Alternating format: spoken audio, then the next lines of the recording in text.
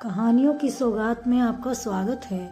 श्री गुरु नानक देव जी की कहानी श्री पंजा साहिब। एक बार गुरुजी अपनी यात्रा के दौरान रावलपिंडी के हसन अब्दाल नामक स्थान पर पहुँचे। वहाँ गुरु नानक जी के मुख के तेज को देख गांव के लोग उनकी तरफ आकर्षित होने लगे। गुरुजी ने गांव के लोगों को अपने उपदेश देते हुए इंसानियत का पाठ पढ़ाया।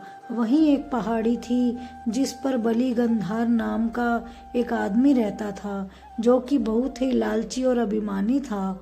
उसके घर के पास एक छोटा सा झरना बहता था, जिस वजह से वहाँ एक पानी का छोटा सा चश्मा यानी तालाब बना हुआ था। वही तालाब ही पूरे गांव के लिए पानी की एकमात्र उम्मीद था, जिसका फायदा उठाकर बली गंधार गांव के लोगों से पानी के बदले में पैसे लेता था, यानी शुल्क। गुरुजी के उपदेशों को सुन गांव के लोग बहुत प्रभावित हुए। गुरुजी के व्यक्तित्व, वाणी, विचार और उपदेशों की दूर दूर तक चर्चा होने लगी, जिसे देखने और सुनने के लिए लोग वहां इकट्ठे होने लगे। जो भी गुरुजी को देखता था वह मंत्रमुग्ध हो जाता था। अब रोज गुरुजी अपनी मीठी वाणी और विचारों से लोगों को ज्ञान का रसपान कराते। हर धर्म के लोग, चाहे वो हिंदू हो या मुस्लिम, सब गुरुजी को बड़े ध्यान से सुनते। बहुत से लोग गुरुजी के शिष्य बन गए, जिनमें से कई अलग अलग धर्म के लोग थे, मुस्लिम भी थे। क्योंकि बली गंधार भी एक मुस्लिम था, और जब बली गंधार को यह पता चला कि गांव के लोग गुरु नानक जी के भक्त बन गए हैं, तो वह अंदर ही अंदर से बहुत क्रोधित हुआ। गुरु नानक जी के प्रति लोगों का समर्पण और नानक जी का नाम दूर दूर तक फैलता देख बली गंधार को नानक जी से ईर्ष्या होने लगी। इस ईर्ष्या के चलते बली गंधार ने गांव के लोगों को पानी देने के लिए उनसे अधिक कर वसूलना शुरू कर दिया। बली गंधार के पास पानी का एक छोटा सा चश्मा था। सिर्फ वही उस गांव में लोगों के लिए पानी का एकमात्र जरिया था। दूर दूर तक और कहीं भी पानी नहीं था। बली गंधार गांव के लोगों को पानी देने के बदले में उनसे छोटी सी धनराशि लिया करता था। इस तरह अब जो कोई भी पानी लेने के लिए पहाड़ी पर बली गंधार के पास जाता, वह उससे अब दोगुना कर वसूलता, जिसके चलते लोगों को अब बहुत परेशानी होने लगी थी। लोगों के पास अब इतना धन नहीं था कि उसको इतना कर दे सके। लोग अब प्यास से तड़पने लगे थे। लोगों के बार बार मिन्नत करने पर भी उसने लोगों को पानी नहीं दिया। लोग अपनी समस्या को लेकर नानक जी के पास गए। गांव के लोगों ने सारी बात गुरु नानक को बताई।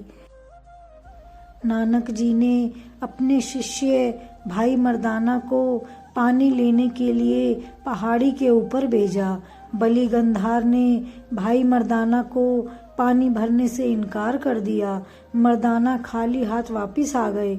गुरुजी ने भाई मर्दाना को फिर से बली गंधार के पास पानी लाने को कहा और बोले कि इस बार ईश्वर के नाम पर पानी मांगना। भाई मर्दाना फिर से पहाड़ी पर गए और इस बार ईश्वर के नाम पर पानी मांगना।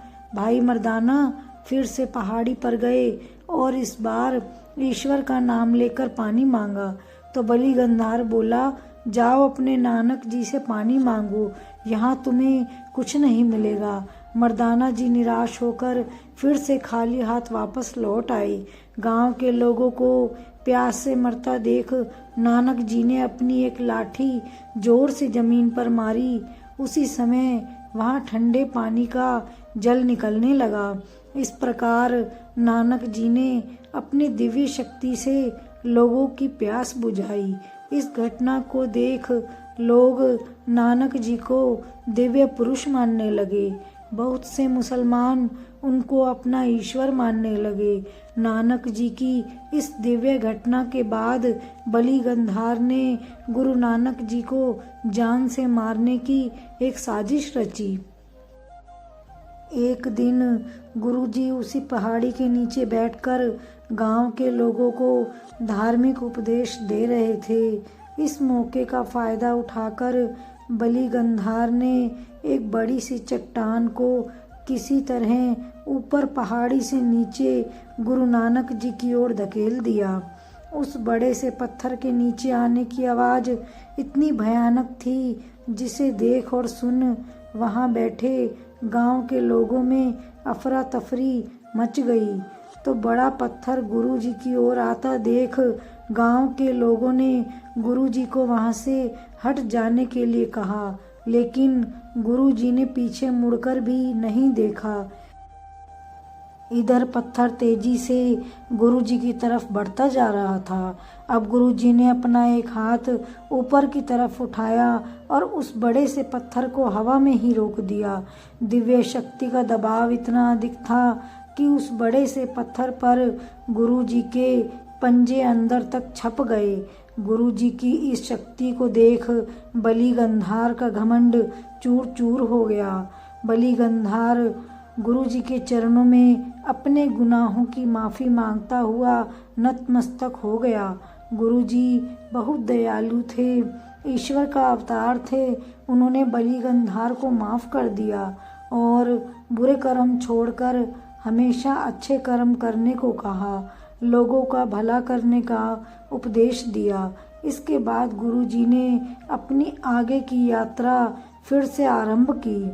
आज भी वो पत्थर पाकिस्तान में स्थित है, जिसके नाम पर वहाँ एक गुरुद्वारा बनाया गया, जिसका नाम रखा गया श्री पंजा साहिब, जो कि तीर्थ स्थलों में से एक है। इस प्रकार वो गुरुद्वारा और स्थान श्री पंजा साहिब जी के नाम से मशहूर है।